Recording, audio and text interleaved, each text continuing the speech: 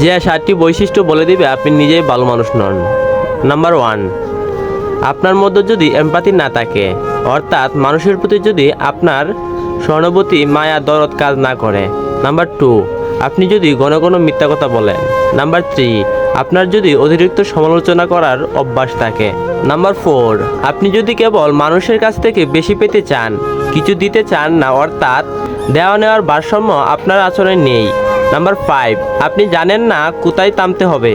Number 6, সবসময় victim সাজেন আপনি, অর্থাৎ সবসময় অন্যের দোষ, আপনার নিজের দোষ বলে কিছুই নেই, এমন স্বভাব যদি আপনার থাকে। নাম্বার 7, আপনার মধ্যে যদি আত্মসচেতনার অভাব থাকে এবং কেউ যদি আপনাকে প্রত্যাখ্যান করে, আপনাকে অবহেলা করে, আপনাকে পাত্তা না দেয়, তাহলে কষ্ট পাবেন না, ভেবে নেবেন এটা জীবনের অংশ।